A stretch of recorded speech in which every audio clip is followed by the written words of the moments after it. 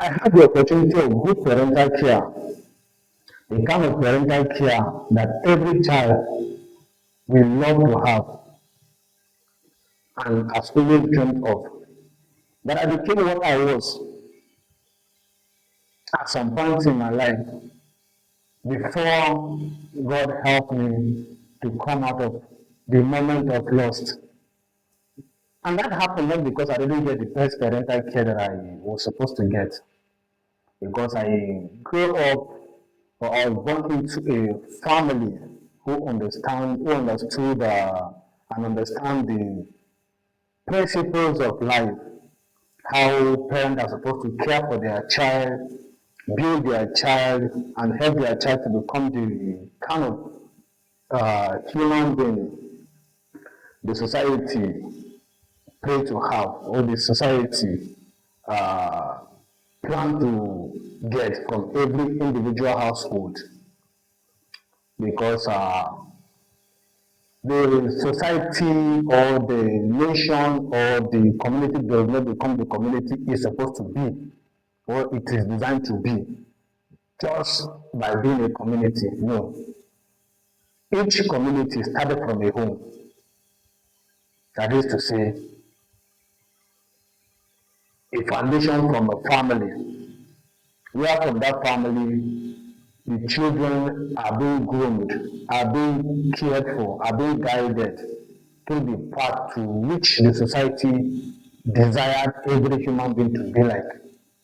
And from that humble beginning of a family care, a child develops to become the kind of person everybody envision and picture his child to become, or a human to become in the society.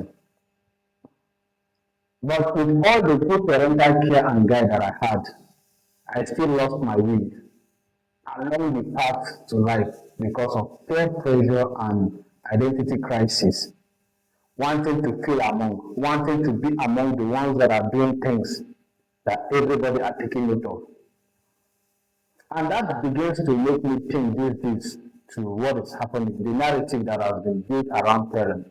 Because if people like us who were able to get the best of parental care still ended up as nuisance at some point in of our life, because I was once a chronic addict of substance of different kinds that you can ever imagine a young youth today going into. I went into that path, lost completely, not even knowing that I will one day become a normal human being again, because it got to a point that my actions were not only affecting me, but they are affecting the community, not just the community, but the direct home to where I come from, where the parents who loved me, who loves me so dearly, they are trying to pull me out of my illusion, out of my lost mindset. I was feeling like they were disturbing and trying to uh, distort my enjoyment at the moment. So I couldn't understand the reason to why they insist and were bent in making sure that whatever I was doing then was intercepted, because they loved me. But then I didn't understand, because I felt I was because then I was living in the moment, feeling like the life revolved around me at that time. And whatever I was taking there was killing me gradually without my knowledge. Not because I was not mentally sound, not because I was not growing, I was not built or cared for to have the best form of information. Before I became an addict, I had high expectation and goals, future aspiration to and target to what I want to do, become and achieve. But at the moment of my addiction, I was completely moving away from the concept I had originally had in mind before becoming an addict, even with the kind of parental care I had. I grew up in a theological environment. We all know what a theological environment means, where men and women are trained to become scholars of righteous information, scholars of good and good information that will, of human development and growth. But I live in that environment like a water, living in a fish living in water without actually feeling the impact of the water or the current of the water. Can you imagine that scenario? But that is who I was then. I was just living in that environment. All the activities were going on, but I didn't understand what they were actually meant for because my attention was not even within that environment. I was looking for something outside that environment, something external that I feel will give me fulfillment, which was, as a result of that, I stumbled upon friends that led me to one thing to another. I became who I was. But thankfully to God, at some point I was able to have a a moment of reflection, pondering and asking myself questions. If the things I dreamt to be or I had always wished for will go down like that, or just uh, uh, go down the drain like that without fulfilling or achieving any of them. And those moments of sleepless nights, thinking and reflecting. At some point, I will cry myself out at night, seeing what my actions were doing to my loved ones, my siblings, and everybody around me.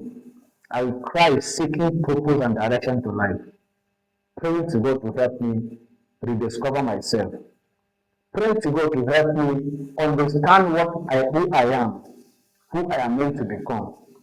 And with gradual studies, research, and information, I've got to have it. I was able to come out of my illusion and find a better way of reforming, reshaping my thinking, and then finding the balance to who I am supposed to be, who I should be, and what I should do. Looking at parent age and how parental care has become, it pains me that some parents do not actually understand the difference between loving the child and actually caring for the child. Because most of our parents these days, if not all, I say most of parents these days, mistake the kind of love and affection they give their child to the proper parental care they are supposed to give that child. Because some parents these days, to an extent, will love the child to the extent that even when the child is doing something wrong against himself, against the same parent, and against the community and the human society generally, the parent will feel reluctant to talk to the child or to school the child. You see a child telling a parent telling a child, this thing you are doing, stop it, it's not good, it's going to hurt you. But the parent himself will not stand up to rebuke that child or stop that child from doing that thing. Because they feel talking to that child to an extent is as if you are not showing the care or affection or the love you're supposed to give to the child. And because of that, children are growing up to become something that you can never imagine a child can become. Some days ago, I was chatting with some little children of about young children of about teenage age, and then some below their age, because we were sitting in a gathering at that moment. And then some of those same children will begin to narrate an ordeal that happens in their school, where a child did something that was wrong in the class, and then the teacher asked the child to go out of the class and stay outside for some minutes before coming in. And then what happened? After the close of school, that child went back home, told his father what happened. The father dropped the child at home, drove back to the school to come and question who was the teacher that actually punished or disciplined his child. And then the teacher was called upon. This man really insult on this teacher. He insulted this teacher to the level that this teacher knelt down and was begging for her job not to be taken away from her. Because that is what some schools do, most of the private schools. Once a child complains of the teacher not actually meeting up their standard, not the teacher is actually doing the wrong thing, but because of their own projection of how a teacher should handle their child is completely wrong from the original concept. They will come to the school, call on the proprietor of the school to complain about a teacher, and then the proprietor will not bother to actually understand what actually happened. or what resulted in the issue at hand, the proprietor will go ahead to issue a sack letter or a query letter without actually balancing the situation at hand to actually help the child to grow. Because being a parent does not automatically guarantee that you have the monopoly of understanding of how to train a child. Because if you see generally these days, the parental care we have seen is no longer what used to be obtainable then. Because back then, your father, your mother is not the only person that is your parent. Once you go outside your home, you do something wrong, any parent or any uncle or brother can discipline you. Not in the wrong concept, but in the right way. That is what I grew up or will grow up to meet. But this day, another father does not have the right to school or discipline a child. Another mother does not have the right to discipline a child that is not actually a biological child.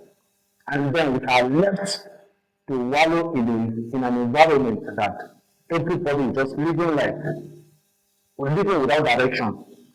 And that is why we have youth who prefer to dive into social vices, crimes, and things that are not actually right to the human concept because of wrong programming. Because the way you train your child determines how his mental programming becomes, how the information is stored in his mind, that how the information he received mentally and then stored in his heart, programming to become. Because like most of the documents we have read in history explain to us that out of the abundance of what a man store in his heart, that is where a man lives from. So imagine you train your child to grow with a wrong narrative about life. And he has grown like that from stage to stage and is able to absorb those information, store them in his heart. Imagine what that child will become. A criminal today was never born to be a criminal. A killer today was never born to be a killer. A terrorist today was never born to be a terrorist. Even a politician that is actually siphoning the public fund or causing havoc in his area or jurisdiction of work today was not designed or was not created to be like that. But the programming by the kind of information we receive, either from the home or from the society or from the community around or within him, determines who he becomes. And one thing we parents at times forget is that we don't actually tell our children to be careful with the kind of information we meet outside there. Because in some cases, a father and a mother can sit down to train a child in the right way to go about in the society. But once they go outside, the kind of information they meet out there is quite different from what they get from the house. So it depends on their conviction and their level of understanding for them to actually be able to settle down with what the parents actually give them from the home. If not, they'll just go by what they see in circulation and they become what they are today, that even if the parent cannot even recognize the kind of child that your own child you raised up has become. Just like I was a complete stranger living inside my own body without understanding what I became or what led me to become what I was then. And as a result of self-realization and discovery, I have been able to understand life better, which is why I've taken it upon myself to actually do some of the things I do with my social media handle, trying to use that medium to project the understanding that I got from the experience I had in my past life, so as I can be able to help other people also to understand life in the better perspective that will grow them to become potential great men in life. Because every human being, the Almajiri, the criminal you see out there, is potentially built with that information that will help every other person. But the illusion is that they are caught up in a moment they cannot actually explain. Let's continue to refine information for our betterment so that we can grow together.